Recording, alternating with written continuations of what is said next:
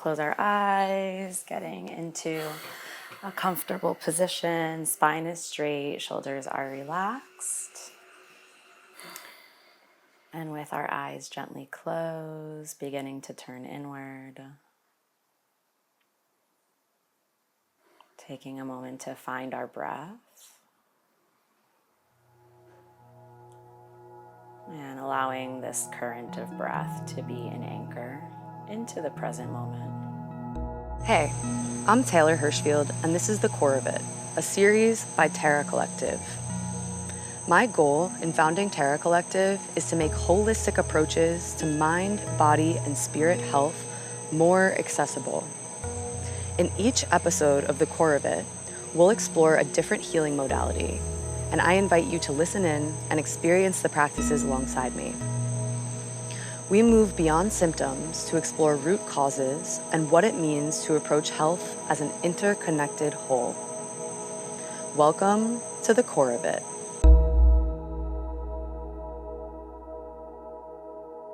So I'm sitting here with Marcela Miceli, the Hypno Queen, and she has been practicing hypnotherapy for the past 5 years. And I'll let you introduce yourself in more depth shortly. Mm-hmm. But I think it's really interesting to hear your story and how you've integrated many different types of modalities into your offering. So you started with hypnotherapy, you've added EFT, somatic therapy, and also energy healing into your practice.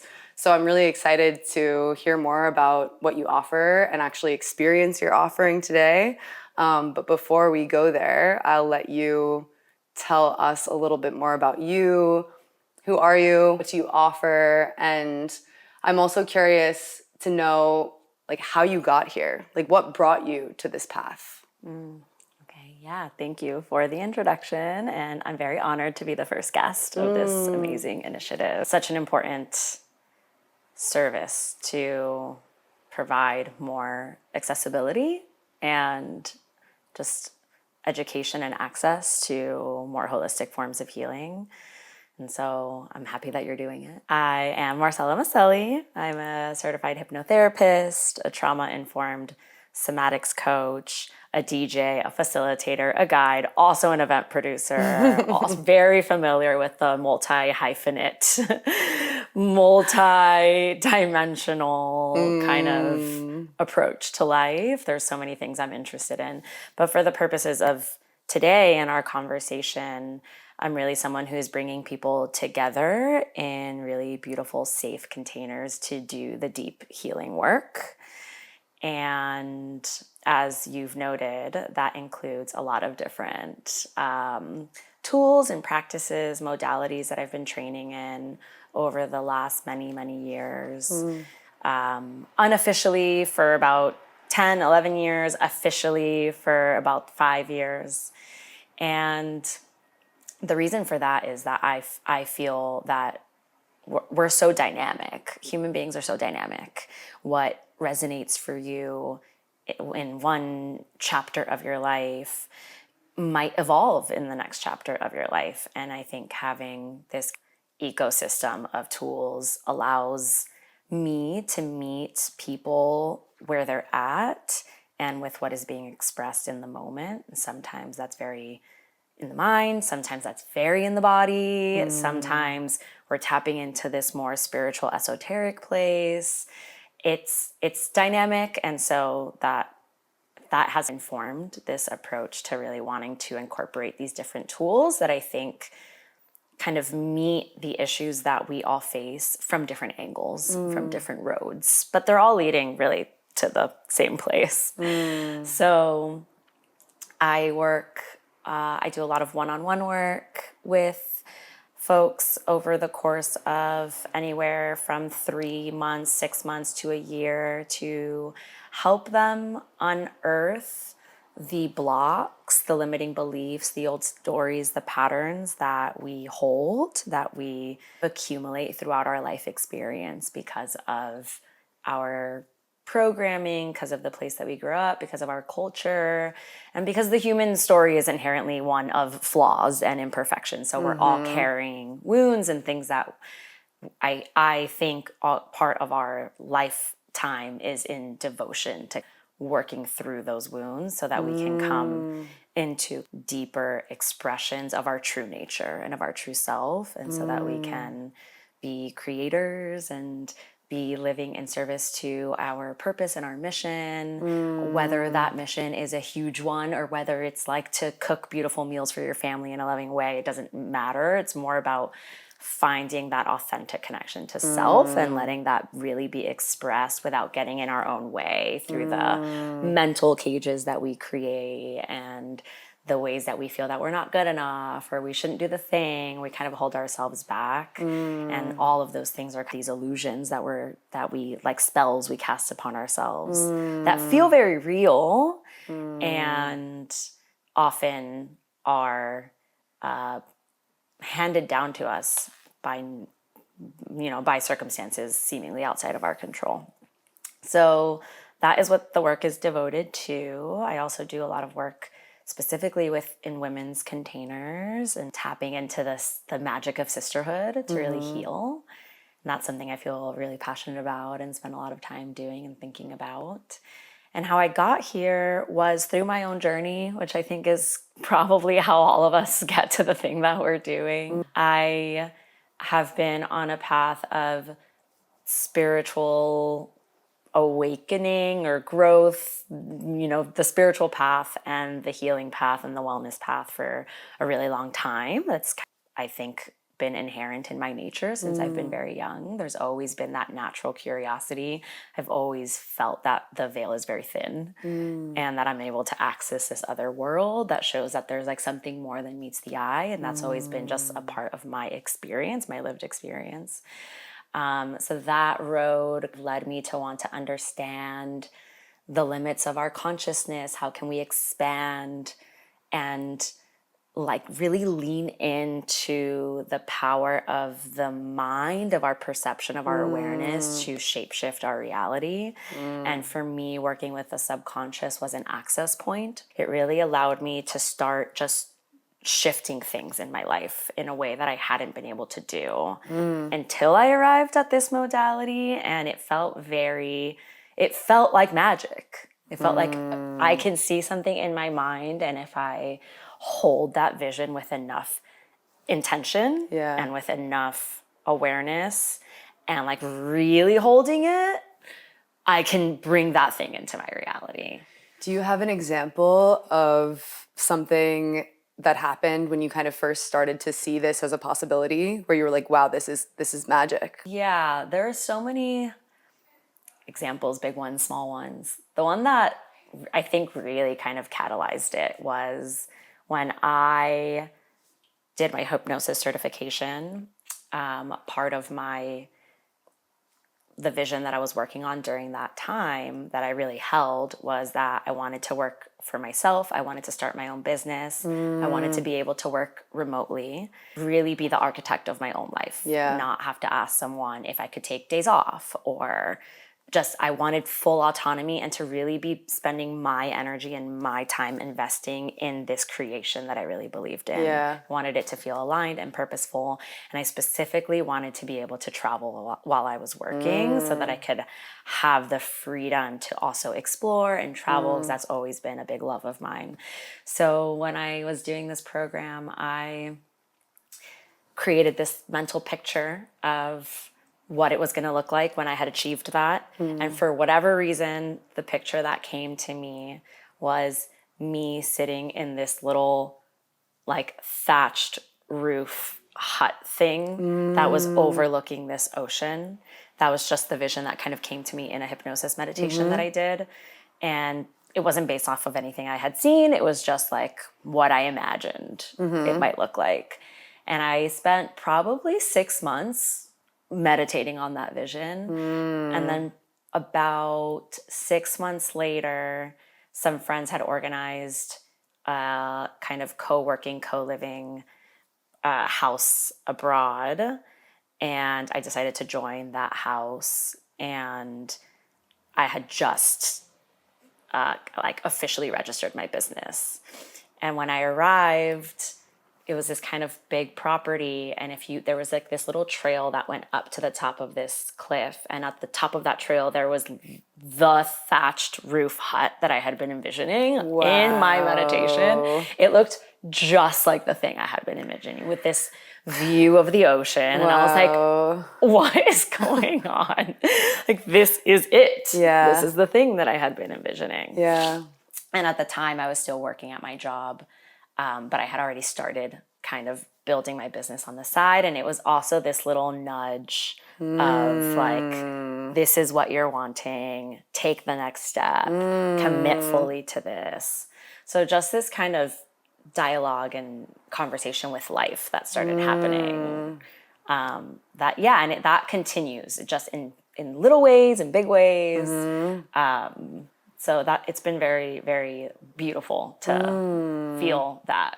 Yeah. Cool. Yeah. So beautiful. And so much of what you're saying resonates so deeply, just in being on my own journey to deprogram my wound-informed limitations and trying to shine light on the shadows and trying to break free from these self-imposed cages that put limitations on us being able to actually realize our dream life. Yeah. And it's really cool to hear that through these modalities, you have been able to manifest your dream life.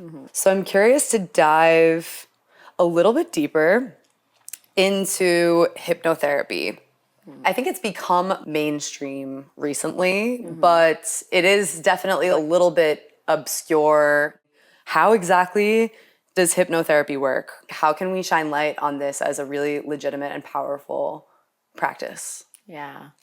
I have almost been on a quest to try and rebrand it. Sometimes I specifically will not call what I'm doing hypnotherapy. I'll call it subconscious work, because hypnotherapy can be such a loaded term that brings with it a lot of misconceptions and skepticism, which is very unfortunate, because it is, in so many ways, it is an evidence-backed and science-backed approach that really leverages what we know about how the mind creates change and works with those principles of neuroscience to really reprogram your neural pathways. So elicit old behaviors, and through what we know about behavioral change, create new ones. So I can share a little bit about what that means in a moment. But essentially, I describe hypnotherapy as a state of focused attention and awareness, where you're moving out of beta brainwave state, or moving out of your more rational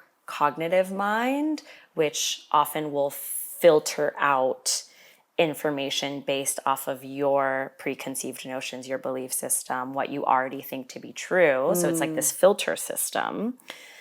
And when we're working in this focused state of attention and awareness, we're able to drop into deeper brain wave states, so delta, theta, where we're becoming more open and receptive to change. And then once we enter that state, we drop in suggestions for new ways that you want to feel, ways that you want to think, things that you want to do, by using visualization, mental rehearsal, the specific use of language, the way that it's constructed, kind of almost as an affirmation or a mantra that your subconscious can kind of hold on to. But you're dropping those suggestions into a place that is very fertile and receptive to receiving the suggestions. And we do that through, in what hypnotherapy we call inductions, which is a way to kind of relax your nervous system, relax your mind, take you out of that beta brainwave state and move you into that state where you are really open to receive change. This is also kind of where we go when we're in a flow state. Okay. And, there's a lot of research that has gone into trying to kind of create a faster bridge to flow states, because they are such an incredible altered state of consciousness where almost like that lag between what's happening and our perception is removed. There's this like instant absorption of information. So And there's a really amazing book on that called Stealing Fire, I think it is called, which talks all about like the human quest to kind of leverage the flow state.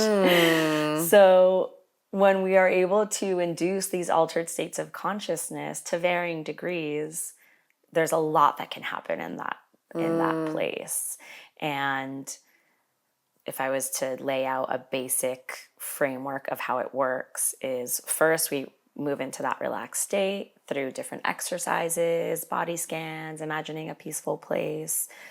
Then we elicit the old trigger, the old thing that we're wanting to work through, the fear, the self-doubt, the inner critic. You presence it so that it becomes activated neurologically speaking. And then you create a pivot by calling in what we call the resource state, the thing that you're wanting to feel instead. So then we're starting to elicit the new neural pathway, and we're kind of pivoting in the mind.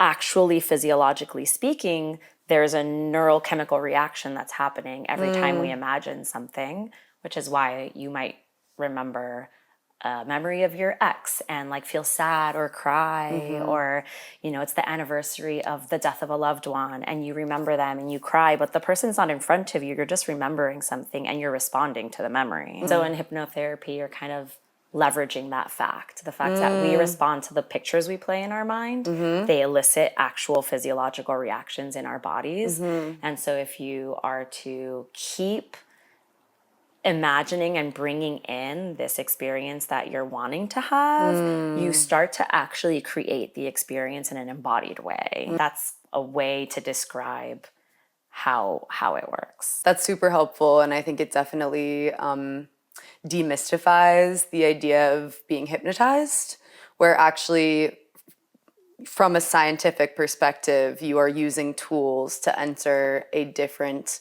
brain state. Exactly. So when you mentioned flow state is a time when you kind of shift into this other state, are there other times like when you find yourself in these other states, like maybe in dreaming or... Yeah, dreaming, of course. I think things that move you into that kind of meditative trance-like state. So in a lot of indigenous cultures, for example, there's a lot of like drumming and chanting around a fire, things that are kind of repetitive that you're doing over a long course of time, which is why we have like the sun dance or the moon dance where they spend, I think it's 4 days dancing under the moonlight or in the sunlight. And not to say that people should be doing something that's so extreme, because they're obviously training and prepping for this for their whole life. But it is a form of moving into a trance like state. Even when we go to a concert and we're like fully absorbed in the music, you're not thinking, you're just in a deeply embodied listening state with the music. That can be a flow state. If you're a runner and you're running a long distance, that can be a flow state.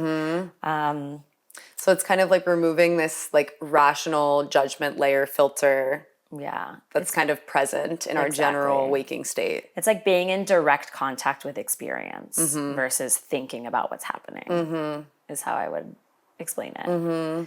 Yeah, and so with hypnotherapy, you're not even, some people believe that, or they think that when you're in a hypnosis meditation that you're being controlled, or that someone is kind of telling you what to do, and it's really not like that. It's more like a daydreamy meditation where you're somewhere else, but you're also aware of what's happening.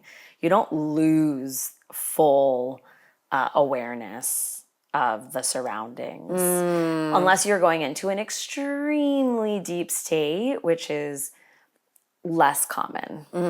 It's more common to be in this kind of liminal space where you're not here but you're not there. You're in a world that exists in between. Almost feels like a daydream. So I think before we dive in, I have one more question, and that is just, what is your favorite part about what you do? Ooh, I love that question. My favorite part is passing on the transformation that I received from this work to others. And, in particular, I feel very drawn to the work of female liberation and empowerment because I think that the feminine voice has been suppressed for so long. And our intuition, our ways of knowing, we've been taught from a young age that that's not valuable. And I think there's a lot of suppression of the feminine experience that has really come at a great disservice to us doing our work and having this kind of other ways of knowing and seeing and moving through the world that are profound and deep and wise and ancestral. So for me, a lot of the work is also about like this like inner rewilding and connecting to our intuition, connecting to source, and feeling kind of like divinely guided by life in a way that is so beautiful and profound. And a lot of the people who embark on this work with me really come into much closer contact with that. They find more of like their wise, intuitive, true self and a like faster connection to it. They open up creatively and they're able to just kind of get out of the story, get out of the cage that holds us back from that. So that to me is so gratifying. I love it because it's just such a special, invaluable gift to be able to meet that part of ourselves. I love that. Yeah. And it really resonates also generally with this kind of overall mission to make healing more accessible. I think that in Western culture and in this very kind of late stage capitalist society that we're currently living in, there's really this expectation that you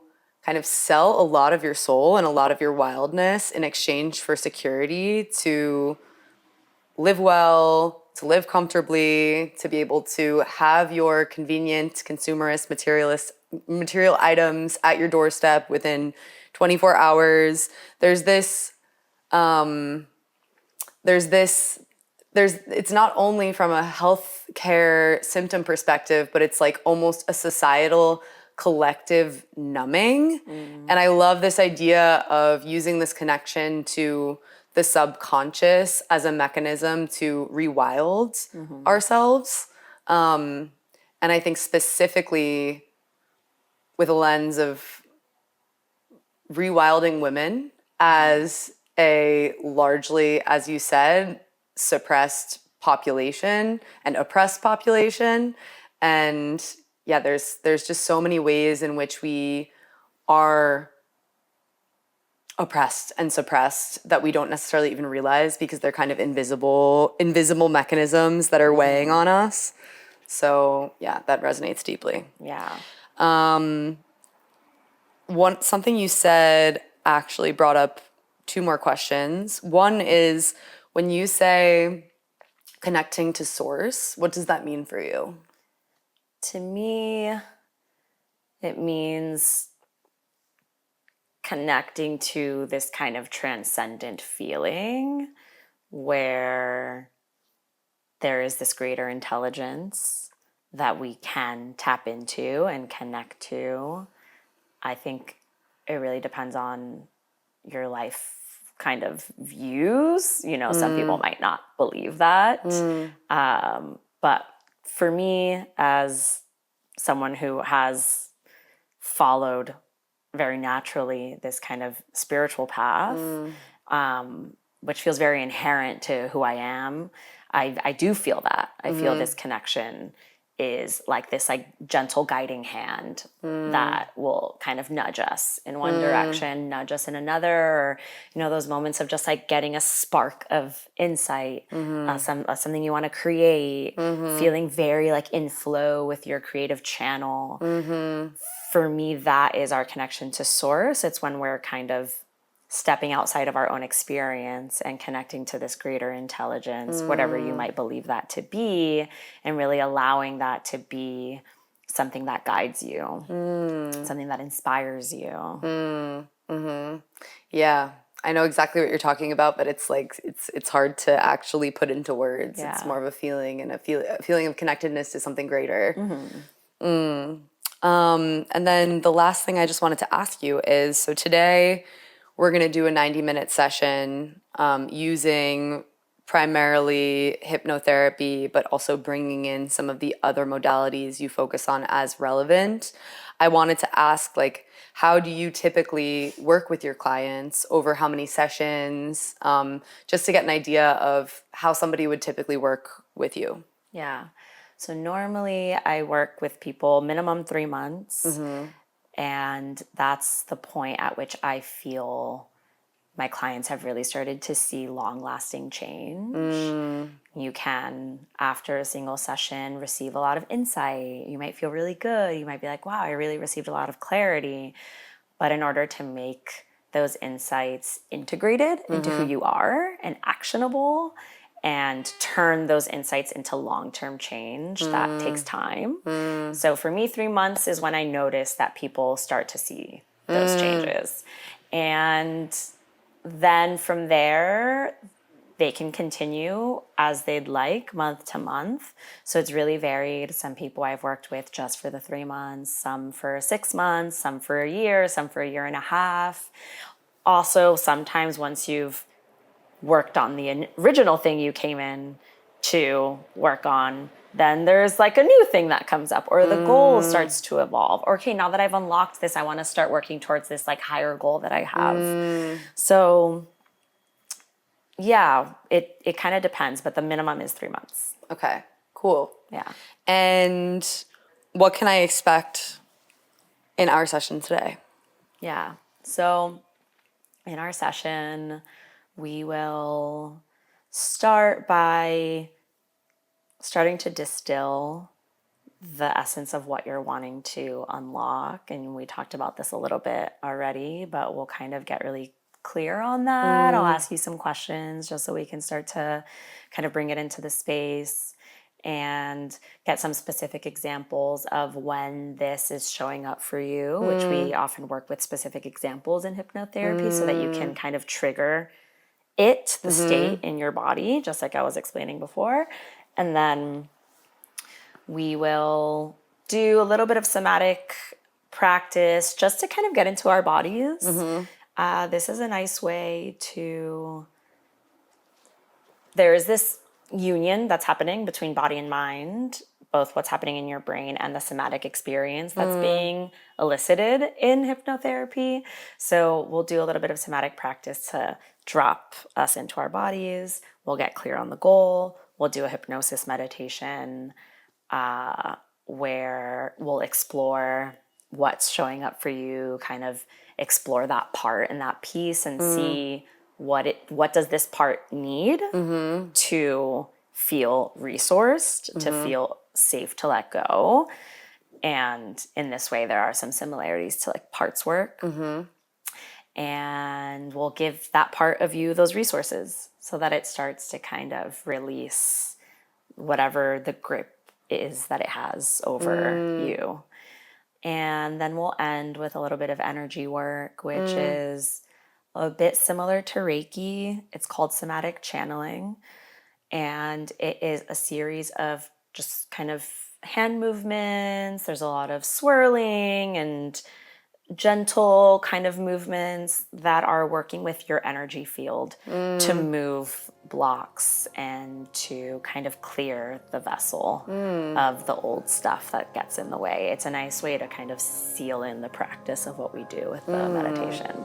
So that'll be the flow of today. Cool. Yeah. I'm excited. Yeah. I hand over the mic to you.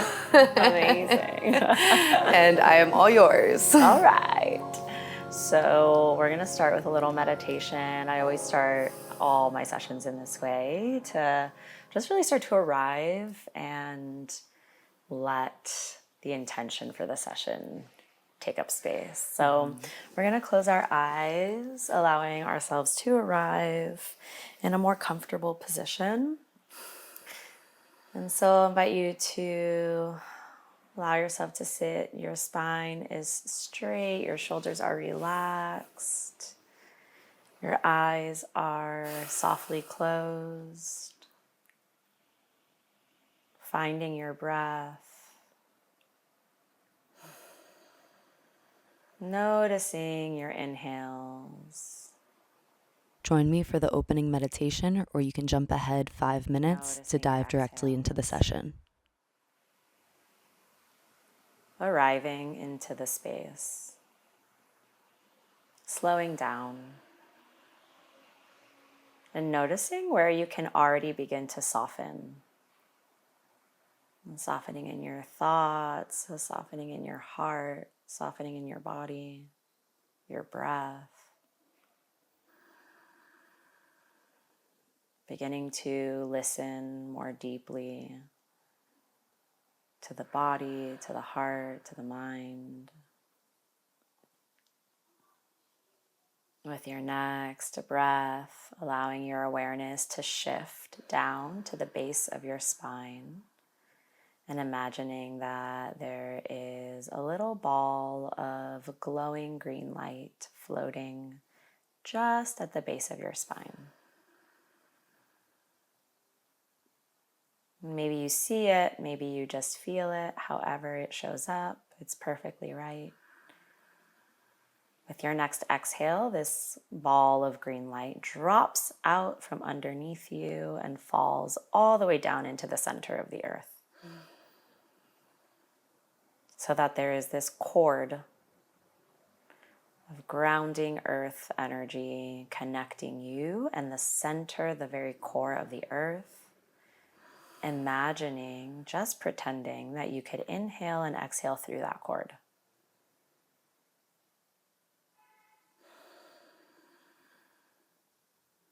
Every time you exhale, you send something down, a thought, tension in the body, doubt, anything at all, you send it down, recycling it through this connection. Every time you inhale up, feeling more grounded, more settled, more held, safe and protected.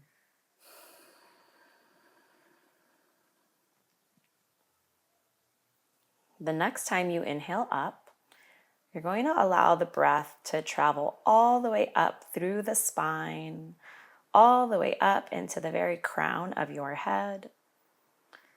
And when you exhale, imagine sending your breath out through the top of your head and into the sky. Beginning to connect in this way with your next few breaths to this feeling of expansion, of connecting to your higher self, your guides, to this place of infinite possibility, of growth, of who you are becoming, of what you desire. Connecting to all of this through your breath, sending it up into the sky.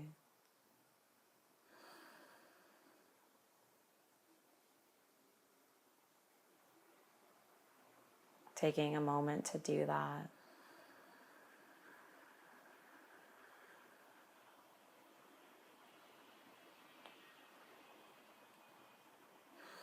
And then finding yourself in the center of these two forces. You, your body, the vessel between this earth grounded self and this higher expanded self, you here in the middle.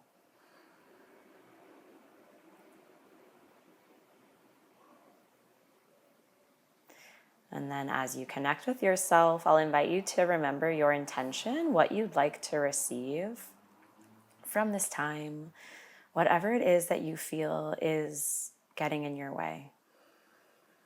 Something you'd like to shift, work through, a story you'd like to leave in the past.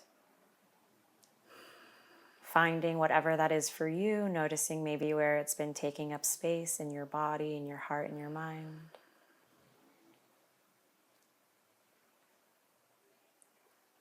And just sending it your breath, this intention that you have, connecting with it more deeply here and now.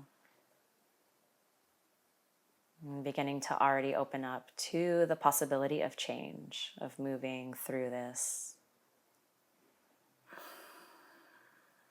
of getting closer to who you are becoming with each breath. And so we'll take one more breath to seal this in, to open up the session. When you're ready, exhaling all of the air out of the lungs. Take a nice full deep inhale in all the way to the top. And letting it go. Returning to your normal breath, we'll start to flutter the eyes open, coming back into the space. You can take a look around, just notice where you are, notice your surroundings. And then when you're ready, we'll come back to each other.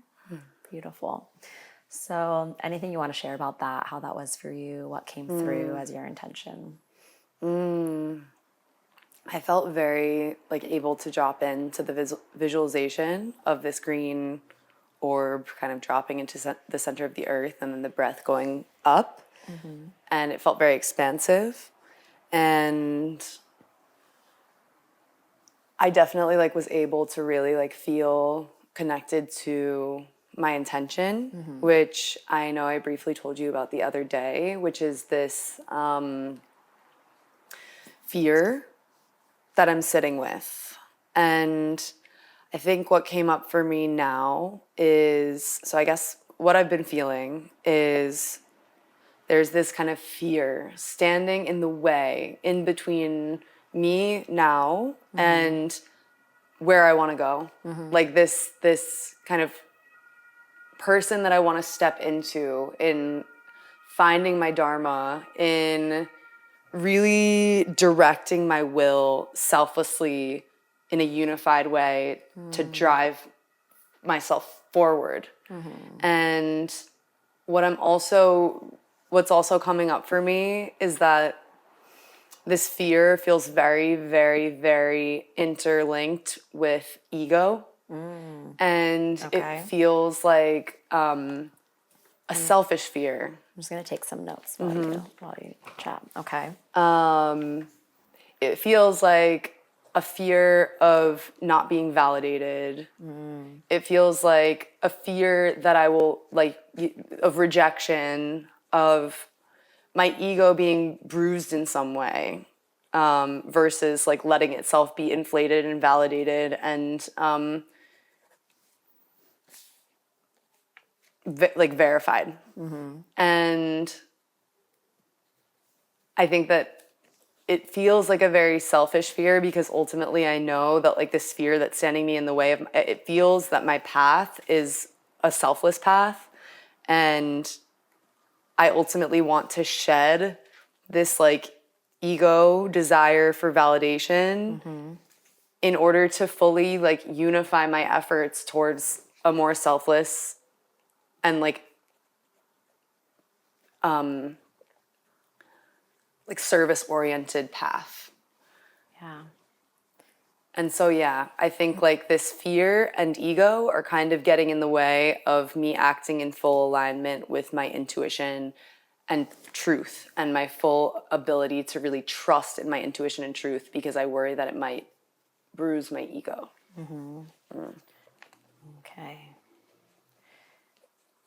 Okay. Beautifully described. And so it sounds like two words that you're moving toward would be intuition and truth, really being led by that. Yeah. Yeah. Okay. So and trust, I guess. Trust. Yeah. Beautiful. So I would love to hear a little bit about how this shows up for you specifically, tangibly. If you could give me maybe a couple of examples, or even just one example of a recent time where you really felt this kind of fear story activated and you noticed that it was holding you back. Yeah. One very recent example that comes immediately to mind is a recent DJ gig that I just had this past weekend. DJing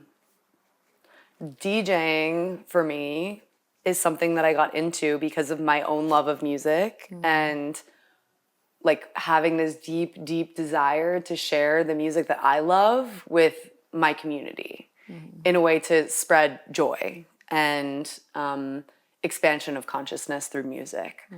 And that's like that's the truth in it. But then oftentimes that truth gets lost with this fear that comes up when I actually get to the point of having a gig. And another thing that comes into play is this kind of tight grip control that I think is kind of like a mechanism of the fear that comes in to try to like control the situation to make sure nothing bad happens. So like in the DJ gig this weekend, for example, I really like my intention was to really drop in and find this flow state and connect to my back-to-back partner, connect to the community and the crowd I was playing for. But I noticed I was getting so like, you know, we had prepared a super exciting and awesome set that I felt super resonant with. But also there was like a lot of tough technical mixing that we were working with for the first time. And like we had a few mess ups, and during the set, I felt so self-critical for those small moments of like mistakes that it made it kind of hard for, like I felt a lot of like shame and like self like doubt and guilt. And I think that, I mean, from a more like heady like rational perspective, when I look at that, I'm like, okay, that was my maybe like fear of not being externally validated coming into the mix, when in actuality what I wanted to embody was just like joy and sharing joy with the people around me. And after the set, like speaking to friends, everyone's like, I literally didn't notice anything. And then actually re-listening to the set, the mistakes were not even nearly as bad as they felt in the moment. Right. So I think like this fear and this like tight grip control really distracted me from like the essence of why I was there in the moment. Yeah. Okay. Beautiful. Now, can you think of a recent time when you really were in a state of trust, intuition, flow, truth, or even just how it feels when you're able to find that place within yourself? I think like actually, I mean, going back to the same day, like later that day, I was actually able to fully drop into a place of flow. And what it feels like when I'm in that space is I feel fearless. It's like I'm not scared of rejection. I feel connected to what I know to be true in relation to other people, whether that's like, you know, going over and like cuddling a friend because I feel a compulsion to like have physical touch versus when I'm not feeling so confident in that truth, maybe I would have a question of like, does that person want that right now? And maybe that would like deter me from just taking action in what feels true.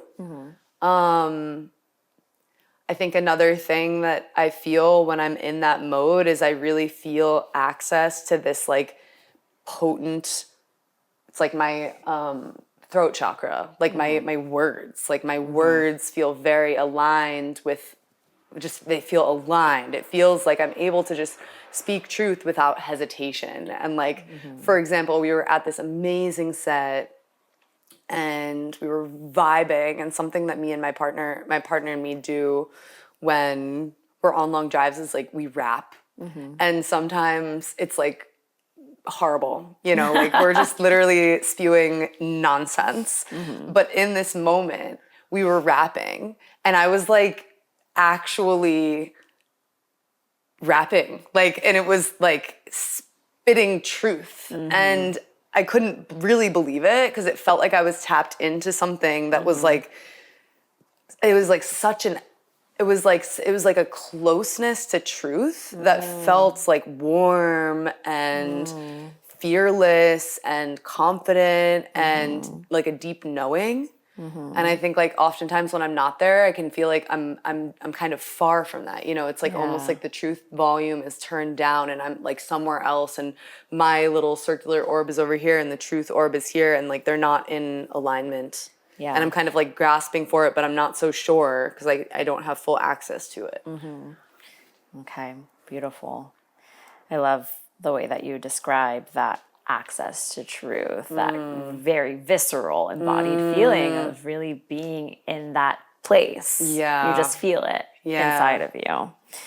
And the metaphor of describing it as a truth volume, which is similar to this hypnosis meditation that I'll sometimes do. So we're going to work that in because it feels like your inner landscape is naturally kind of leaning towards that kind of way of thinking about it. So we are going to start to move into the practice. We'll start with the somatic exercise to, again, drop in more deeply into listening to the body and starting to kind of somatically explore some of these concepts, what they mean. And then we'll move into the meditation from there. Okay. When we move into the meditation, I'll just go ahead and say now, with hypnotherapy, it is interactive. So there's going to be moments where you're an active participant in the experience. It's not just like you're passively receiving. It's like we are going on an adventure together. You can think about it like that. And there'll be times where I will ask you some questions, so you can tell me a little bit about what you're seeing or experiencing right now. And you'll, with your eyes closed, remaining connected to the experience, but it's almost you're just like, okay, I'm seeing myself standing here. This is what's happening. I notice that I'm feeling this way, whatever it is. So you'll just kind of share a few words to let me in on what's happening for you inside. Okay. So that we can move from there. Okay. And will you prompt me to? I will prompt you, Okay. yeah. So you'll know when I want you to share out loud. And really inviting you to be honest about what's happening. So there's no wrong answer. If you're not seeing, if you're like, I'm actually feeling a little stuck, I don't see anything, you can say that. Okay.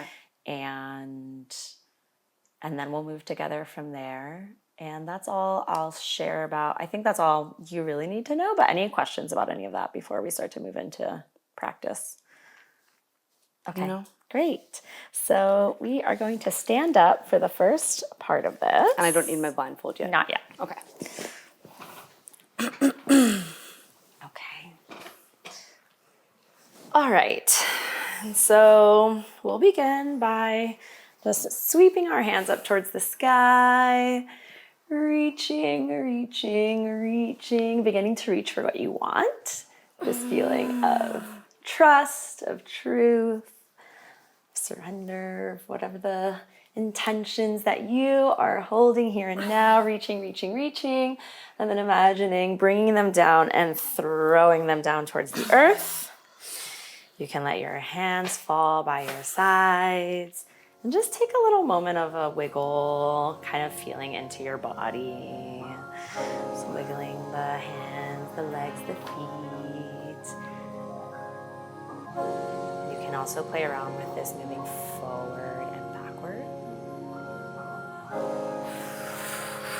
Shaking, and really letting each gesture symbolize your commitment to releasing.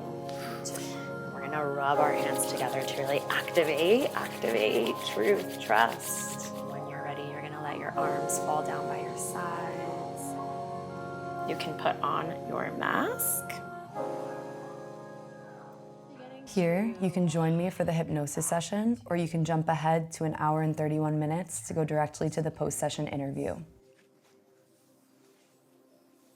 Here, you can experience about 3 minutes of highlights from a 35-minute bodywork Just session. taking a moment to find your You can jump ahead breath. to 27 and a half minutes to go directly to the post-session interview. Feel your body, to feel what's alive, noticing any sensations that are moving in your heart, in your mind, in your body.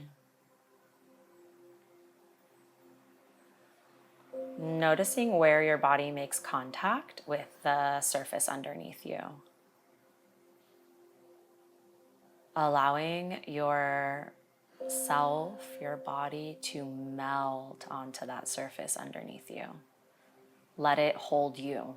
Let it support you. For the next little while, there's nowhere else for you to go. There's nothing else for you to do. And so giving yourself this gift of presence with yourself, with your heart, with your mind, and letting everything else drift away like clouds. Leaving behind this clear blue sky. With your next breath, I'll invite you to bring all of your awareness into the palm of your left hand. Bringing all of your awareness into the palm of your left hand and just noticing what sensations are alive here. What it feels like to really focus in on your left palm. Maybe as if this is the first time you've ever really paid this much attention to it. And so you might notice any little subtle sensations, temperature, swirling, something else, whatever it is that you're noticing, focusing in on your left palm.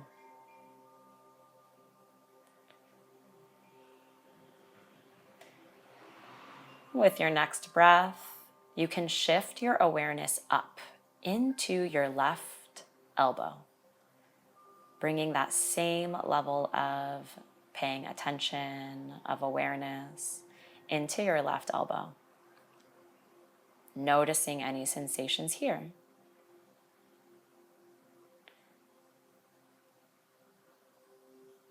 As you shift your awareness up into your left shoulder, bringing all of your awareness into your left shoulder. And then allowing that awareness to cross over your back and into your right shoulder. Focusing in on your right shoulder. Shifting down into your right elbow, focusing in on your right elbow, paying attention, any sensations. And then shifting down into your right palm, noticing the sensations here in your right palm. Noticing the sensations here in your right palm. Moving over to your left palm, your left elbow, your left shoulder, your right shoulder, your right elbow, your right palm, your left palm, left elbow, left shoulder, right elbow, right palm. And then bringing all of these points into your awareness at the same time. Noticing your ability to expand your awareness here. And then shifting this awareness to your inner state, to your body, to your breath.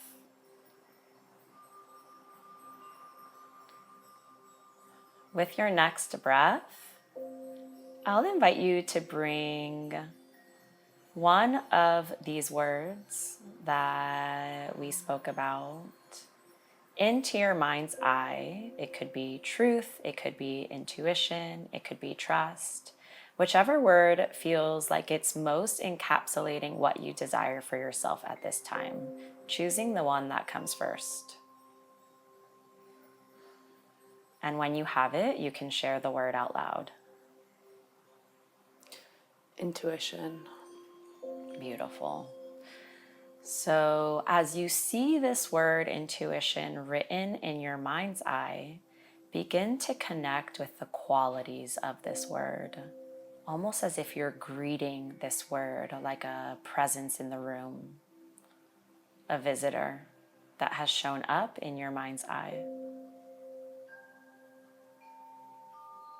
Letting yourself connect with the qualities of this word. Receiving this word, seeing it, sensing it, and experiencing it. As you begin to play around with the location of this word in your mind's eye. So maybe at first you zoom into it, making it bigger. Maybe you bring it closer to you now. Moving it to your left, And then over to your right, placing it behind you, shifting it to above you, playing around with what it feels like when it's below you, noticing it surrounding all around you. And you're going to take a nice deep inhale in. Holding it at the top, when you exhale, imagine exhaling the word from your mind down into your body. Exhaling when you're ready. Exhaling this word, the qualities of intuition, from your mind down into your body. And feeling it taking up space in your body, moving and shifting around. Moving and shifting around. Moving and shifting around. With your next few breaths, as I count from 5 to 1, you're going to begin to float up into the sky and travel over the timeline of your life. Beginning to do this now in 5, imagining yourself floating up, up, up, up, higher and higher, all the way up into the sky, lighter and lighter. 4, drifting across the sky, light and free, almost like you're a cloud blowing in the wind. As you begin to travel over the timeline of your life, to revisit some of these moments when you have been disconnected from this intuitive knowing, when you've been operating from fear, just so that you can understand it more deeply. 3, beginning to move back toward that recent time when you really felt this fear story, this old story showing up, activated in your body, heart, and mind. 2, getting closer to that moment now so that you can see it from above, so that you can see it from a new perspective, so that you can see more of what's really going on here. And 1, allowing yourself to arrive. Looking down on this recent time when you felt this fear, this old fear, become really activated and really alive. Looking down on that time from up above and just trusting in whichever time comes to you first. Maybe it's the one you spoke about. Maybe it's something else. Whatever is showing up for you, it's perfectly right. And so taking a few moments to look down on whatever is being presented to you now, letting that arrive into your consciousness, into your mind's eye, almost as if you're watching a movie of your life and you're replaying this particular scene. When you have it, I'll invite you to share a few words out loud about what you're seeing, sensing, or experiencing.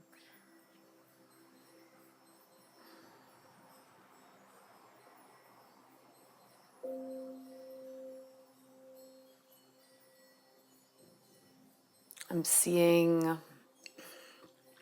this most recent experience at my DJ gig.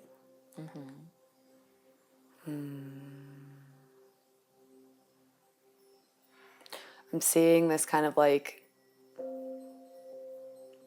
frenetic energy. Like a kind of, like something kind of stopping me from being able to fully actually drop in to the moment.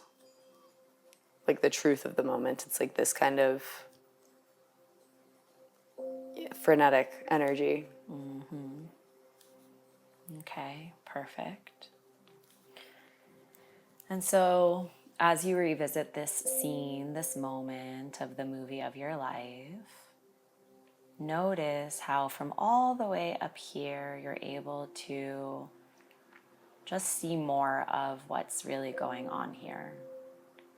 Understanding more of what is the fear that's being activated, what is the wound that maybe is being triggered or awakened.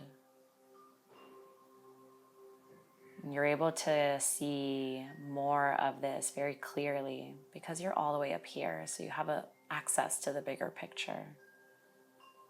maybe something you couldn't see when you were all the way down there. And you're able to focus in on that you down there, the you that is holding this old story. And just noticing what you notice about her. And any insights, any information that comes through, be it through pictures, words, sensations, or something else. And so you're just observing with curiosity, and yeah, when you're ready, you can share out loud anything you're noticing.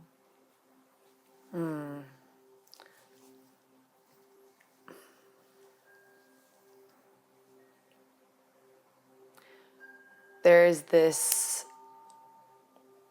maybe fear or old narrative that comes up when there's like it's like game time, that I will fail. And I think it comes, like, the other memories that are coming to mind are like being in high school and playing basketball and having I had a coach that like didn't really believe in me, and as a result I kind of like kept failing. Okay. When it came to like the moment. And so I think that there's this like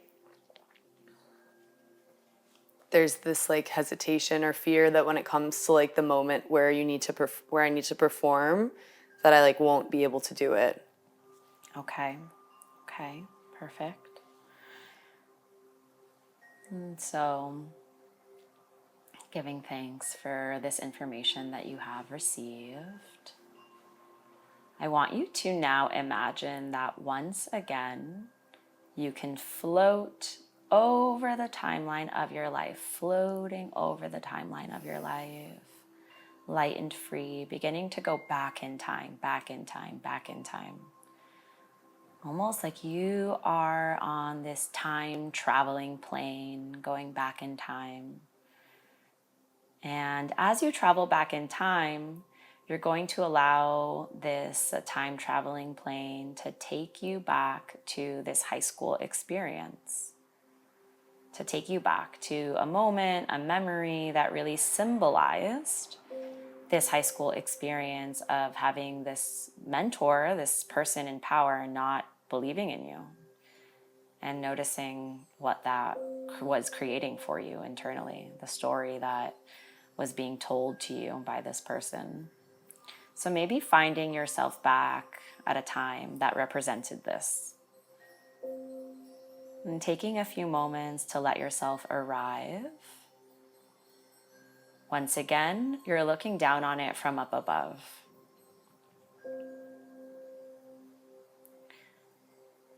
And when you have it, you can once again share what's coming up for you. Where are you? What's happening?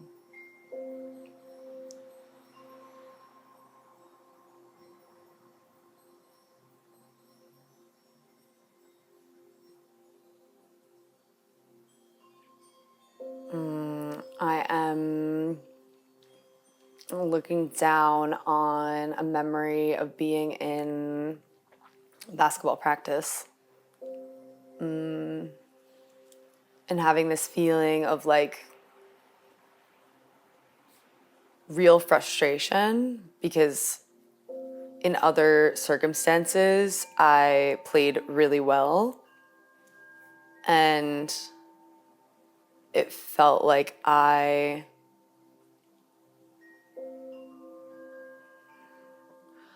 when I would receive the ball, because I knew there was this like kind of preconceived expectation of failure, I kind of would freeze and completely psych myself out.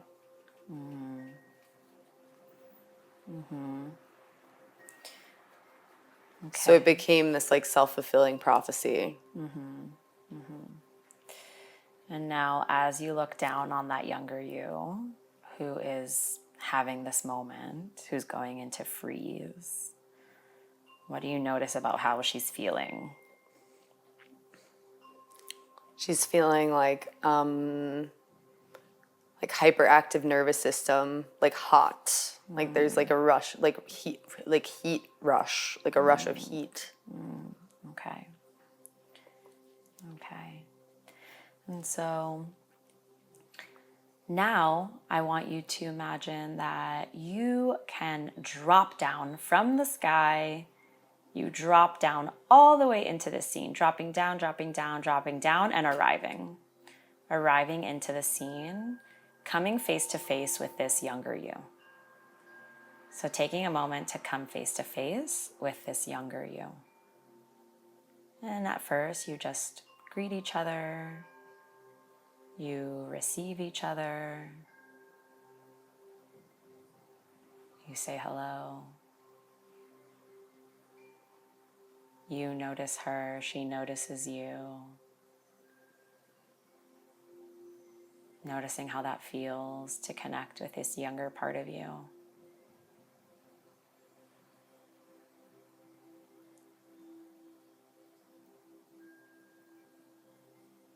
As you connect with this younger part of you,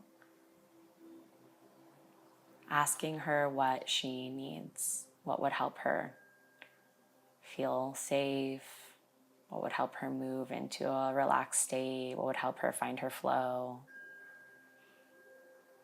Asking her in your mind's eye,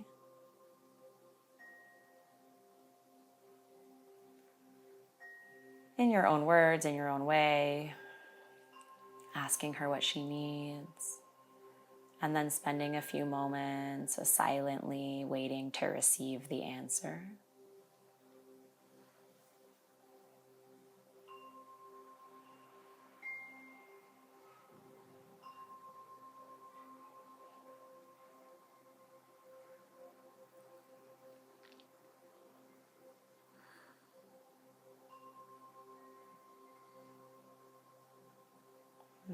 Taking whatever time you need to fully receive.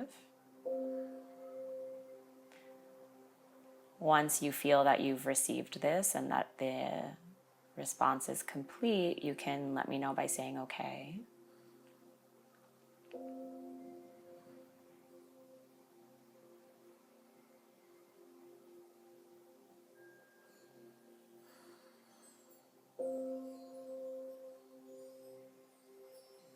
Okay.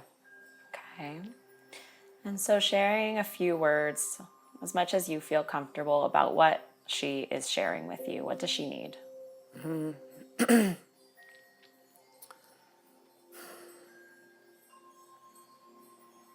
She needs a coach who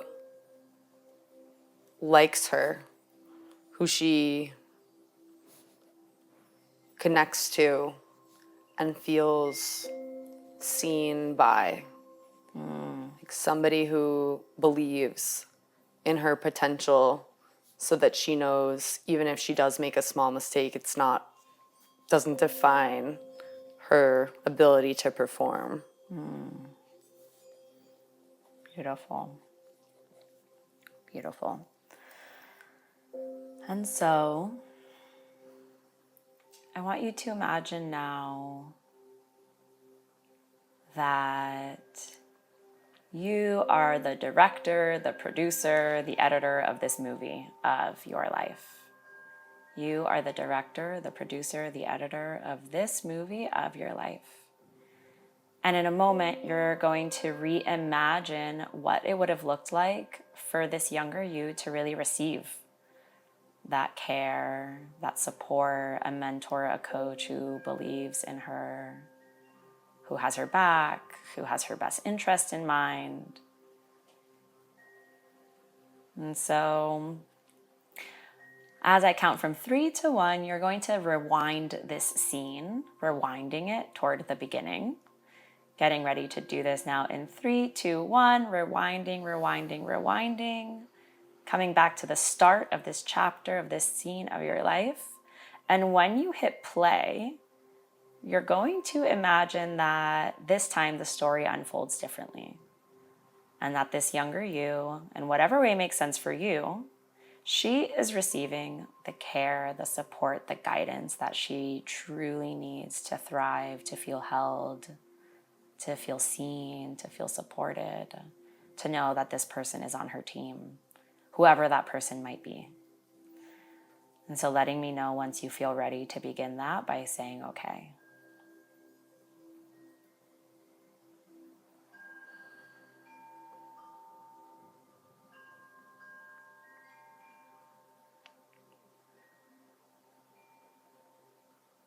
Okay. Okay, so as I count from 3 to 1, you're going to hit play on this scene, this time imagining it differently, receiving the support that you need in whatever way it wants to show up for you here and now in your body, heart, and mind. And you're just trusting. You don't have to force this. You can really allow whatever happens to happen. Getting ready to do this now in 3, 2, and 1. Hitting play. And seeing this unfolding differently.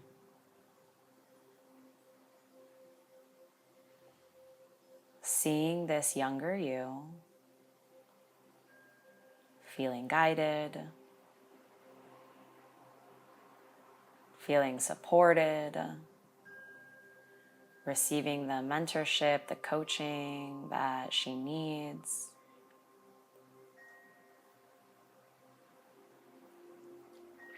Seeing this in your mind, feeling yourself receiving that support, that guidance, that trust in your body. Feeling this younger you receiving what she needs, seeing it in your mind, feeling it in your body. And the more you see it, the more you feel it, the more this becomes your reality now. The more you feel it, the more you see it, the more this becomes your reality now. Allowing this younger you to receive what she needs. Naturally and easily, allowing this younger you to receive what she needs. To feel witnessed, to feel supported, to feel guided. Noticing how it feels to receive this.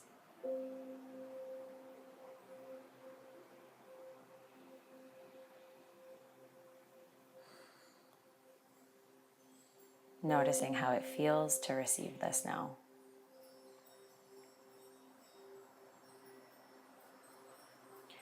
When you feel ready, there's no rush. But when you feel ready, you can share a few words out loud about anything you're noticing, feeling in your body, seeing in your mind.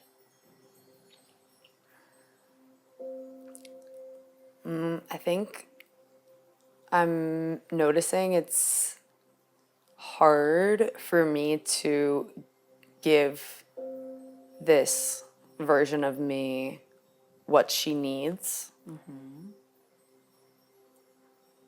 Maybe because I don't have that deep knowing. Mm-hmm. So I'm trying to kind of, I had another coach in this time of my life who really did believe in me. Mm-hmm. So I'm kind of using the relationship with him to believe in this part of me. Mm-hmm. But I think that there's this there's this hesitation. There's a part of me that's not 100% sure that I can trust mm-hmm. the performance or the ability to perform. Mm-hmm. Mm-hmm. So I'm kind of struggling to really find that that trust. Okay. And so what would it feel like here to bring someone in that can offer it as almost this third party? Imagining that it doesn't have to come from you, actually. It can come from someone else, a mentor, a guide, a higher self. So if you were to imagine that there's this external party that can bring in this sense of believing in you, holding you like this other coach did. If you were to imagine that you had a guide who could enter the space, who could bring this in? Who do you see?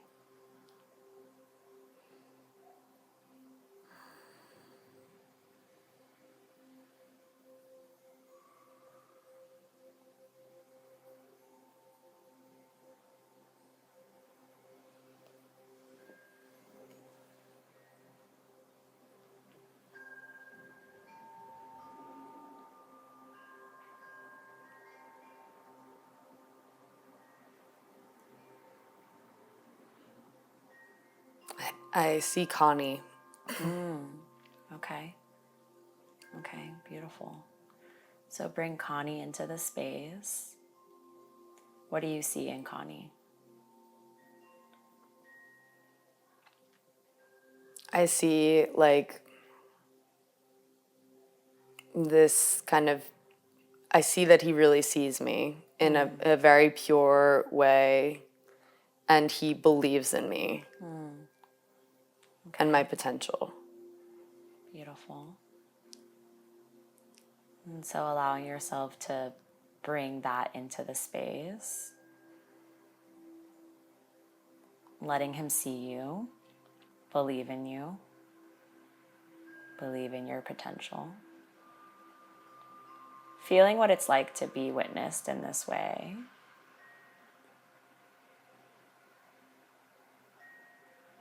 And the energy, the quality of being witnessed in this way.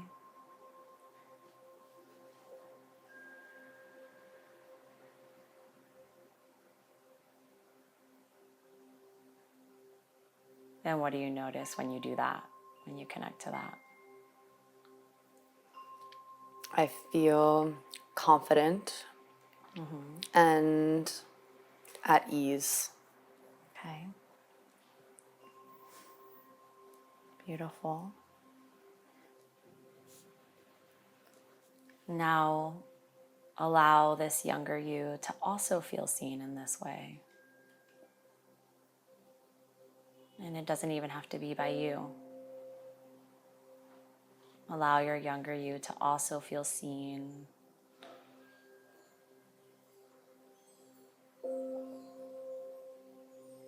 To be seen in her potential. To be believed in.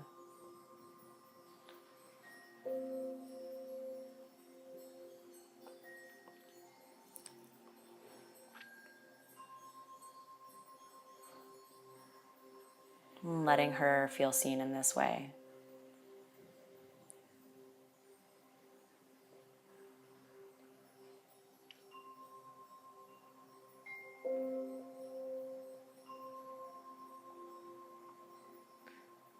And how does she feel when she's seen in this way? What happens?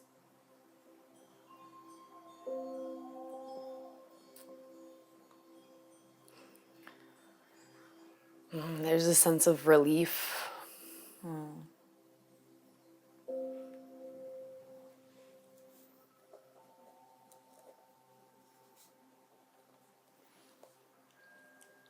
Beautiful. And so just taking a few moments here to let this younger you be seen in this way, to feel really seen deeply, believed in, supported.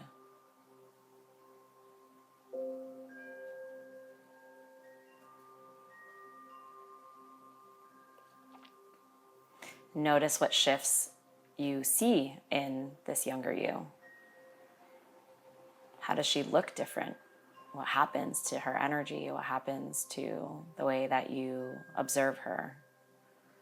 You're just noticing and also feeling what shifts happen. Noticing that sense of ease, that release, that relief in your body.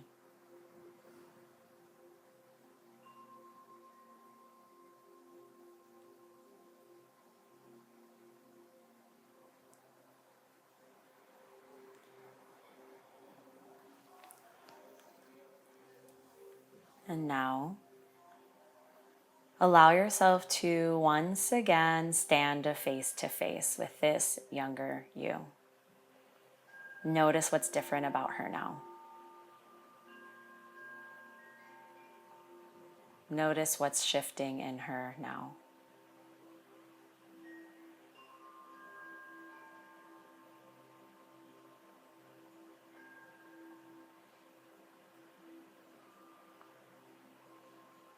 And in a moment, as I count from 3 to 1, you're going to allow this younger you to step into your body with an updated sense, with an updated knowing that there is someone who believes in her, someone who sees her potential, with an updated sense and knowing.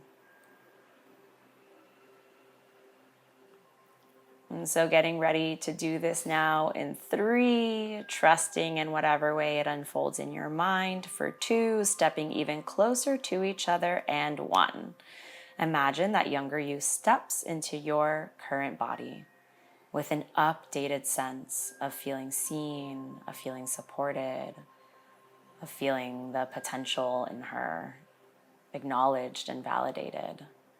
Feeling that you stepping into you. Feeling this update spreading in your body, in your heart, in your mind. Feeling this potential. Feeling this part of you feeling seen and supported. Allowing this integration of these parts of you to take place at the very deepest parts of your being.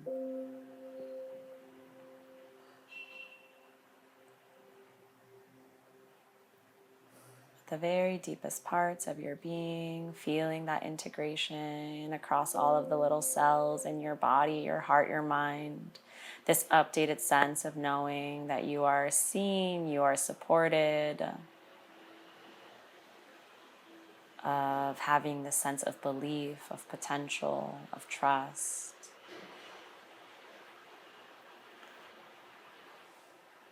And with your next breath, you can once again fly up, up, up into the sky, higher and higher, light and free. Moving away from this for now. And I want you to imagine that this you that has this updated sense of being held, of being believed in, of being supported, that this you can start to travel back toward the future. Traveling back toward the future now on that time traveling plane. Going all the way back, all the way back, all the way back until you arrive at that moment, the DJ scene. Except this time, the DJ scene unfolds differently. It unfolds with this updated sense of knowing, of being held, of feeling seen, of being connected to this place of possibility, of potential, just trusting. And so arriving back at that scene now, except this time you see it differently. Looking down from up above, looking down, what do you see? What do you notice?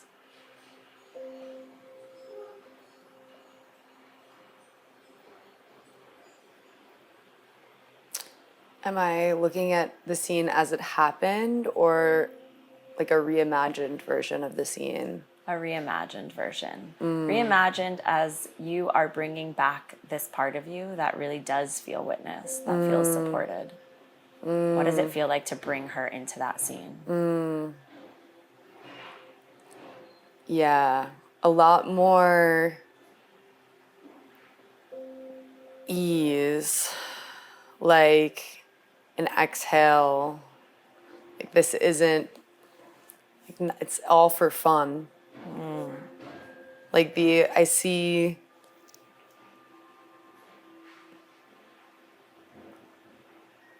the ability to be really present and listen versus kind of that heat that rises, that like I don't, something's wrong and now I'm like going into panic mode. It's more of like a ease, like, okay, it's not such like just a smile, like it's the mistake is not a big deal. It's more about like, how do we continue on this mission of creating like a joyous vibe. It's like ease. Beautiful. So taking a few moments here to see this scene unfolding differently, feeling that in your body, feeling the sense of ease, of joy, finding the connection to what you're doing and why you're doing it. Feeling this feeling of an exhale spreading in your body. Seeing it in your mind, feeling it in your body. Feeling it in your body, seeing it in your mind. And then let yourself float over a few other moments of your life where you really are able to bring this quality in. The sense of trust, of intuition, of truth. Imagine that one last time you can float over the timeline of your life, seeing yourself sprinkling down all of this sense of trust, of truth, of intuition. Noticing how life looks different when you feel this, when you bring this in. Seeing it and feeling it, and the more you see it and the more you feel it, the more this is becoming your reality now. The more this is your new story. Who you are becoming.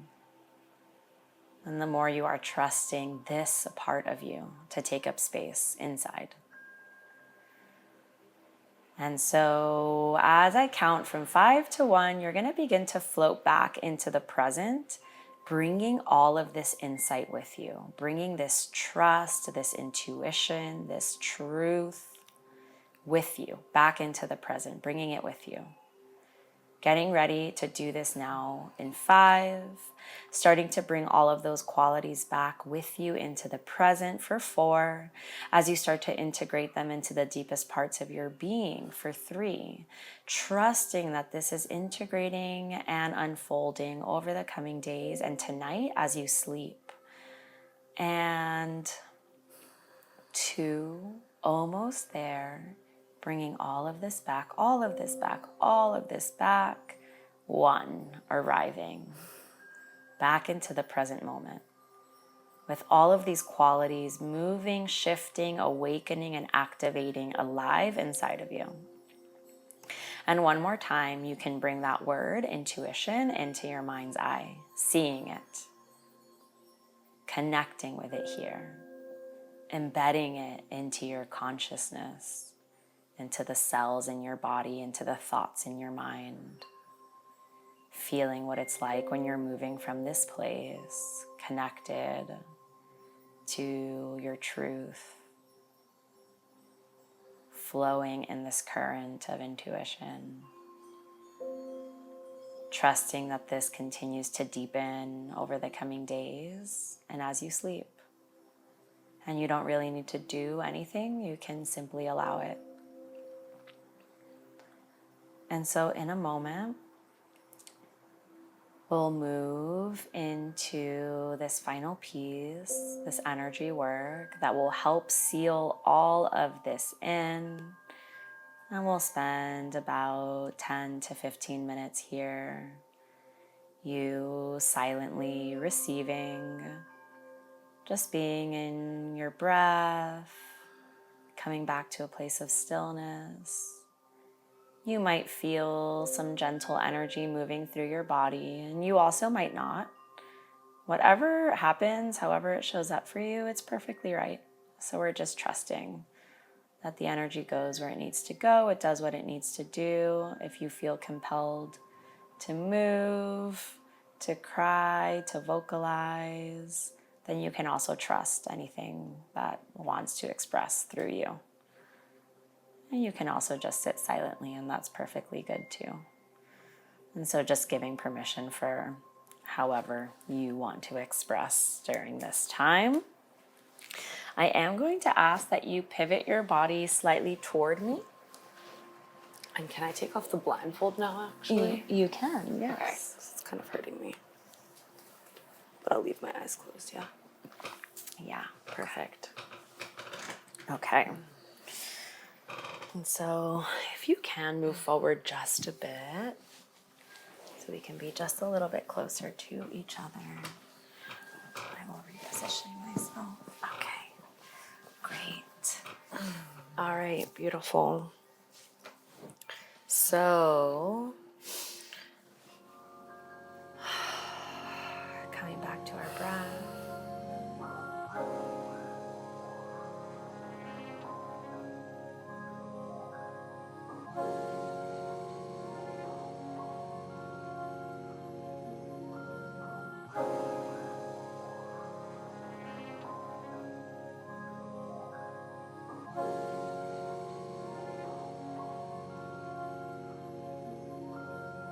You were just giving me some suggestions for how to integrate everything that we just went through. Yeah. And I really resonated with your suggestions. One was to write down the word intuition on a piece of paper, put it in my room, and start my morning every day by looking at it and then meditating for 2 to 5 minutes on this word. And then the second piece was creating natural checkpoints to track how my relationship to intuition and trust are evolving in the coming weeks. And one way to do that is having like a day each week where I reflect on the same question. So, for example, how is my relationship to intuition, trust, and fear feeling this week? So this idea of bringing in conscious self-reflection as I continue to strengthen my relationship to intuition and trust. Is there anything else you want to add? No, that sounds good. Okay, cool. So now, yeah, we can shift into our kind of post-session discussion, taking a look at what just happened and then kind of looking at the bigger picture of, yeah, your perspective on this work and what it means to you. So just to kind of jump in with my reflections, we talked a little bit about this, but I'm not sure exactly where we got cut off, so I'll just talk through them again. I think, yeah, something that was really powerful for me was dropping into these clear memories where I've dealt with this kind of struggle, for me, the struggle of losing connection to intuition or lacking trust in myself, and then kind of letting fear come into play and be in the driver's seat. And it was very visual. Like I very visually was able to see my experience from this past weekend and kind of zooming up out into the sky and then going back in time, I was able to create or see this clear link in this maybe like feel of fear of failure that also sat with me like many years ago, looking back at like a high school experience. So that was really powerful for me. And it was really powerful to go back and actually like resource this part. Like this is the terminology you use. I've never used this terminology before, but I really like it. Like giving this this younger version of me what she needed in that moment. But it was also interesting to observe that that it was actually quite hard because this self-doubt also exists within me now. So I think it was also very powerful to bring in you know, another helper that I could see could give that to me. Yeah. And it's interesting to see that through even just kind of personifying this need or this resource in some way, you can then give yourself what you can't necessarily give yourself when you're in your own mindset. Right. Right. Exactly. Yeah. And then again, like this, the energy healing at the end was also, it was very interesting to feel like this, like real, like potent, like energy, especially in my head. And yeah, like I guess I know we just talked about this, but I would invite you to also share like your reflections and observations on the whole session, and then also like this kind of what you felt in the energy healing piece of the session as well. Yeah. Yeah. So one is that the kind of observation you made about the difficulty of giving that to yourself is totally normal, especially when it's maybe the first time that someone is trying hypnotherapy or kind of exploring with this modality. The kind of ego rational mind can come in and be like, wait. But what about my doubt? Yeah. And so one, I want to normalize that because this is like a muscle that we flex. The more we practice, the better it becomes. But it's very natural for that resistance to kind of show up a bit at the beginning, and learning to meet it and kind of slowly kind of chip away at it more and more deeply as you go, I think is also part of the journey that we go on. Noticing that the voice becomes less, noticing that it's less strong, noticing that there's more ease and facility with moving into the resource state. But that can also take a little bit of time. So I want to like acknowledge and normalize that experience as part of the journey.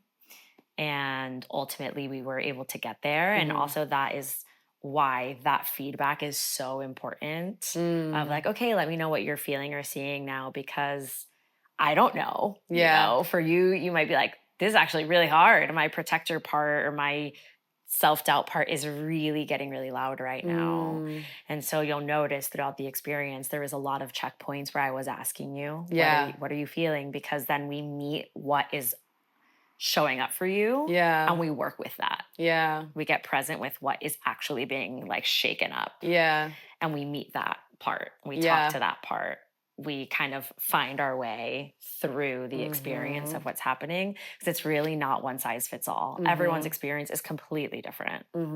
And sometimes what the receiver is seeing is not at all what I imagined or not at all where I thought it was going to go. Their mind just takes them in a totally different direction. And so we go there. We kind of let your experience lead it. What's happening for you is kind of leading us in the experience. I'm kind of making suggestions and guiding, and then you are steering it with actually what's present and alive for you.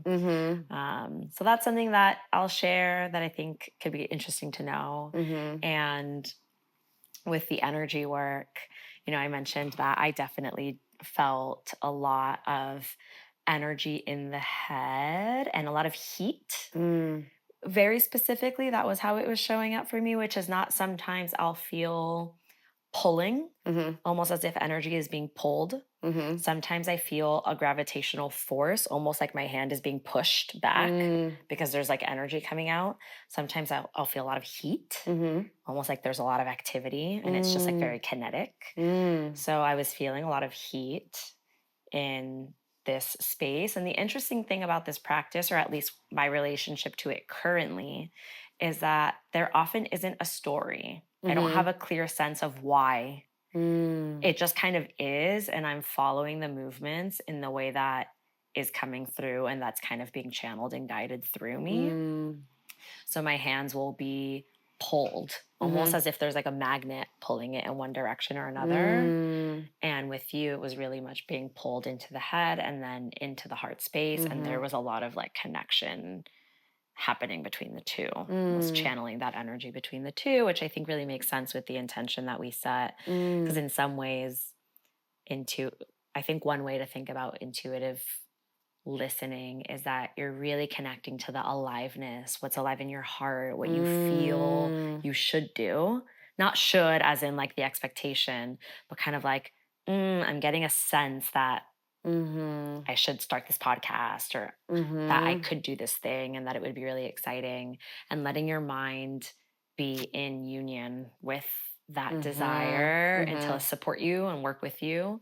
So that made sense to me, that there was this kind of connection between the heart space and the head space. Yeah, that makes a lot of sense. I think whenever I find myself going into these like cerebral analyses of the blockages I'm experiencing, there's always like way more to the story. It's like, okay, I'm focusing on intuition, but actually like in order to really unlock intuition, there needs to be a clear channel between my intuition and my voice and my heart and my purpose and my desire and my sense of safety. Right. So it's all kind of like, connected. it's exactly, yeah. It's all connected. And in this modality that somatic channeling, again, that's what it's called.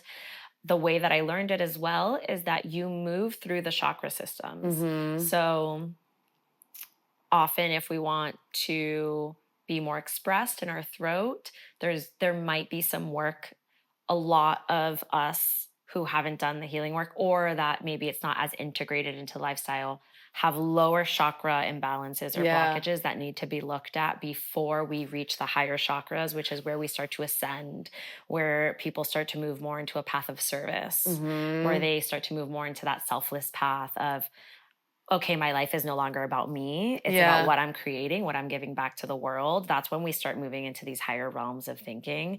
But it happens when we are able to heal the lower chakra blockages, which is our childhood traumas, the ways that we felt fear growing up, the ways we don't trust ourselves, we don't feel rooted in who we are. There's money, there's scarcity issues, there's blockages in the stomach, there's digestion issues, there's chronic health system issues, like all of those things get unblocked, and then we move higher and higher.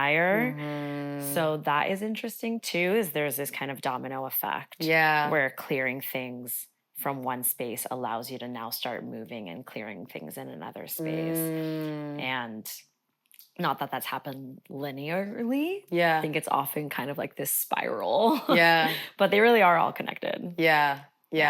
Totally. What kinds of shifts might continue to unfold after a session like this? Different things can happen. I'd say a big one that people share with me is that they will start to become very aware of the times when the pattern is resurfacing. So as to before, it might just kind of happen. You're getting pulled by the habitual self into old ways of being. You start to notice it. So people will be like, I was able to really catch myself in the moment where I might normally lean into fear, and kind of that moment of separation from it made room for a pivot, made room for conscious choice of, okay, I'm noticing my desire to freak out, and I'm going to choose to lean into intuition. I'm going to choose to make a different choice this time. And so again, it really is a practice. Like, that is a big thing that I would say can come up. And then also the access point to the desired end state, the resource state, as we called it, becomes easier. It's almost like shorter for you to access intuition because we practiced it. We practiced what it was like to access your intuitive self, and nothing external was changing. Nothing was happening outside of yourself that was different. It was just everything remained the same, but you changed. Because you decided to focus your awareness toward intuition. And so you kind of like summoned it. And in that way, we create these natural pathways to come back to that resource state, like with greater degrees of ease and efficiency, and just kind of like seamlessly transitioning into it. Yeah, I love this idea that it's a muscle that you're training, and right now it's pretty like new. It doesn't have like the strength yet. Or it's like has some strength, but it's not, it could form more, you know? Because it's not like you're never accessing your intuition, right? Like, would you say that you have a connection and a relationship to your intuitive self? So it's there. It's there. It's just is asking you to flex it more. Yeah. Yeah. Yeah.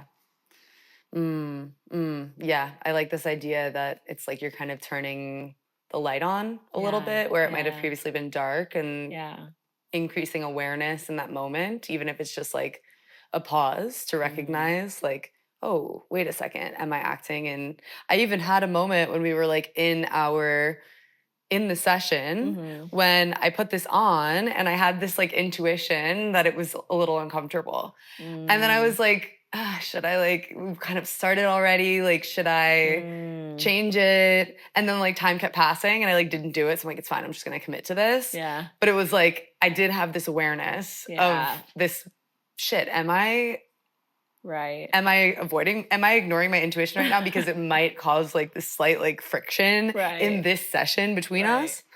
So yeah, I like this like kind of shining an awareness on that decision and prompting you to ask the question of, am I acting with my intuition? And once you do that, it kind of becomes clear. And then it always kind of bites you later when you don't. Right. Exactly. Yeah. And I had a person that I'm working with recently. I remember her saying in one of our sessions, she's like, it's just like I realized for the first time that I have a choice, that I can choose to be confident. It's not something that's happening to me. Yeah. It's more my agency to step into that, and I can choose to do that. She's like, it seems so simple, but it's so illuminating to realize that you do have a choice. So that's another kind of thing that can unlock. Realizing you, and every moment you can choose differently. Yeah.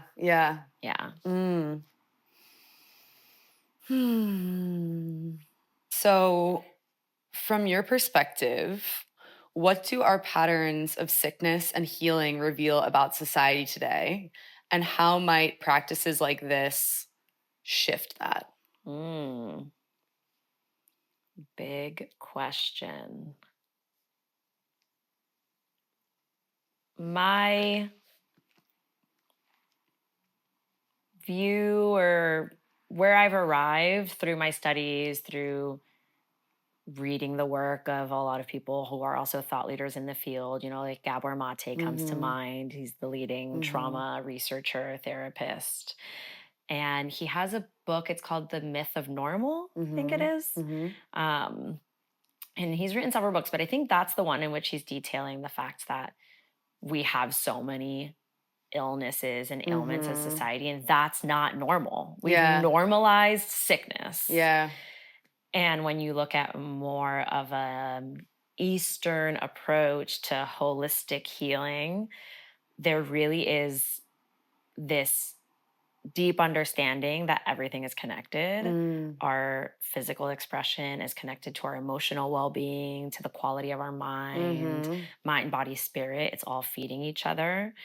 Often when we are ignoring something at an emotional level, it can then start to express as disease in the body, because the body's trying to get you to pay attention. And for me, I think, coming back to where we started, that Western society feels like there's been this great severing of our spiritual connection that dates back to the Crusades and the ways in which the imposition of Christianity and Catholicism, the kind of central tenet of that is that you do not have a direct connection to the divine. You have to come to a church and do it through a pope or do it through an ordained person. That is how you connect to the divine. And then we had all of the witch burnings and the kind of this crusade against people who were dubbed witches, but really it's just people who had their own connection to spirituality, people who had an intuitive way of knowing, and they were literally killed for having that. And so I think that there's been this kind of generational severing and numbing of our wild self, our intuitive self, and then kind of then throwing on top of that, like, this consumerist society that's constantly bombarding us with messages both explicit and implicit that we're not good enough and we need all of these things, and we can just busy ourselves with like shopping and buying and distraction and working and productivity. Yeah. And all of those things, like from the moment that we're born, we're exposed to all of that. You know, when I think about these cultures that do incorporate more indigenous ways of knowing and being, like praising the land and offering a land blessing, it's how they live. They live in connection to the earth. They live in connection to spirit. They live with reverence for all life. And we're so disconnected from that in Western society. Yeah. And I feel like that is actually at the core of what is wrong with what then starts manifesting as like, we don't feel content. We're looking to fill. We're looking to like find happiness in this like external validation. We think if we like buy the product or like just look better in our bodies or whatever it is, or get the thing that we want, we think all these things are going to buy us happiness because we're trying to fill this void. Yep. And that ends up also leading to like self-doubt and inner critic, all these ways we're getting in our way, all these expectations we create on ourselves. And it's all this kind of like weird mess of programming and consumerism and capitalism and like all these little weird mischievous ways that this like embeds itself into our psyche. And it's hard to see it. It's hard to see the full extent of it. But I really think it impacts every single aspect of our lives. And there's a lot of like cognitive dissonance that creates too, even as people who, like myself, being on the spiritual path and wanting to live more in a state of like deep reverence for the earth. But like, I still order things on Amazon. Yeah. I still buy the plastic water bottle when I like lose my water bottle or forgot it at home. Yeah. Or, you know, or there's all these ways at myself, or even like the technologies that I own or the things that I buy. But we also live in a modern world. So what are we to do? And it all gets very confusing. Yeah. So yeah, I think it's like this broad cultural, ancestral kind of thing that dates back of generations, kind of feeding us these ways of living that then like put us into this hamster wheel, and we feel like we need to be on it to survive, because kind of the world around us has been built in this way where we do, right? Like, in order to live in this apartment, you need to make money. And often that means getting a job and paying our bills. And we can choose not to do that, but then life becomes really hard. So there's so much that I think feeds into it. But I think at the core, it's like the connection to spirit and self. And the more we can kind of deprogram and come back to our true self and recognize the sentience in like all things, the more we can live in a place of like connection to life. I feel that brings us closer to truth. And Beautiful. That feels healing to me. So well said. I never linked the kind of societal sickness and disconnection to spirituality back to kind of the rise of Christianity and Catholicism, and putting this kind of middleman in between individuals and the relationship to the divine. That's super interesting. And it is interesting because many times, like, unless you have somehow found like this spiritual thread and started tugging at it and unraveling it yourself, it's not necessarily accessible to you because everything is so systematized to fit into this machine that serves production and productivity. I mean, you kind of touched on it in what you just said about the goal being to cultivate this connection to the divine, to truth, to oneself. But I wanted to give you the chance to say anything else you might want to, just on like your own vision for your path. And when you envision your future and your part that you play in this facilitation of healing, facilitation of connection to the divine, facilitation of connection to the truth, What does that look like? I see one, often when I think about this future, I imagine this like community, this tribe of empowered, connected, like magic makers, change makers, social justice warriors, people who are here to create a new reality and who are here to normalize that reality. And that feels like something that gives me hope to imagine just being surrounded by people who are like so deeply driven to create the change that I think we all know we need, that the world needs. We see it, like right now we see it.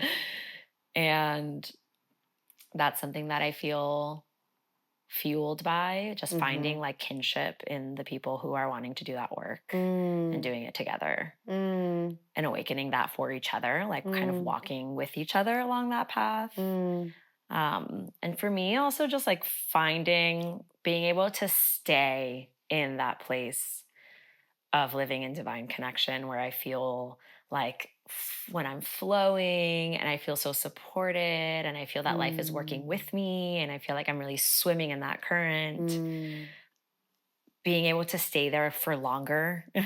Yeah. And being able to really be in a place of just like joy and love for life and for the little moments.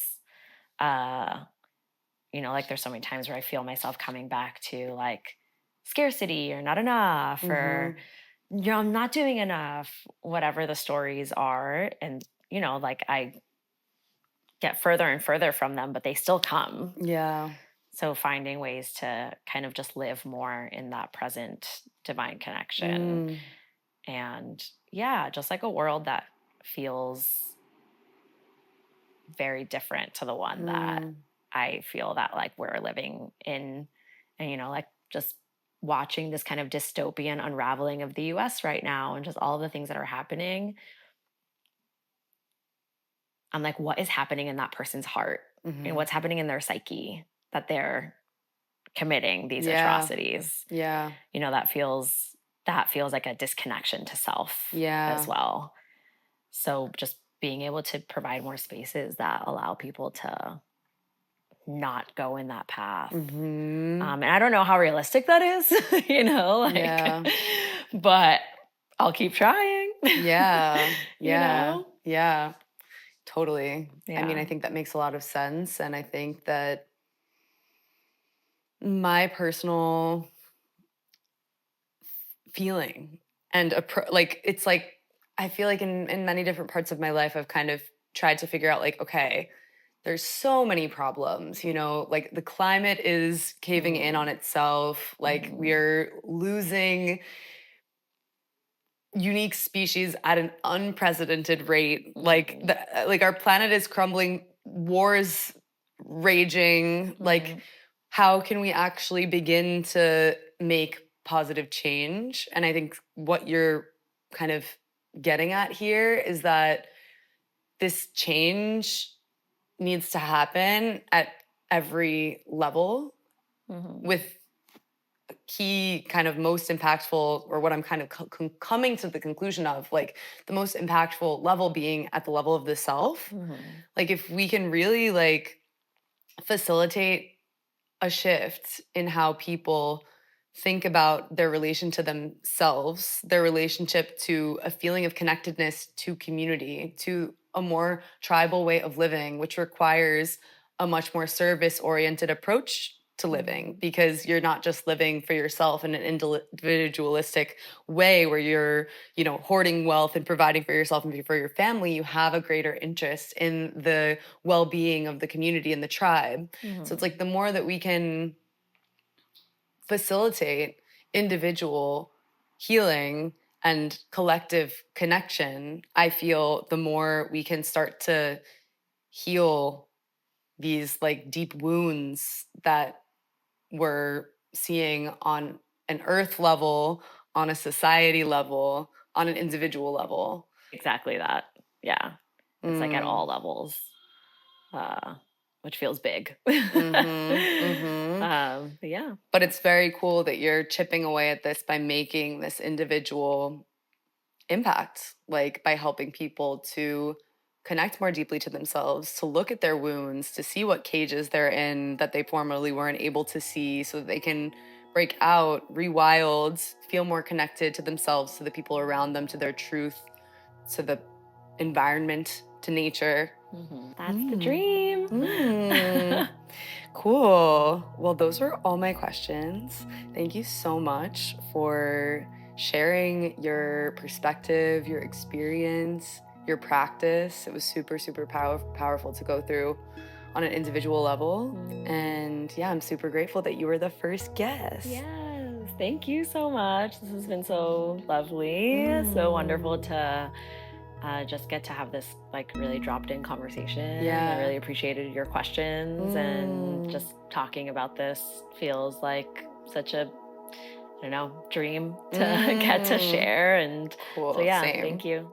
Thanks for tuning in to the core of it. I hope the conversation was useful and interesting. For more information about TERRA Collective and the practitioners highlighted on the core of it, or to join the collective as either a practitioner or seeker, go to our website at www.terra-collective.co.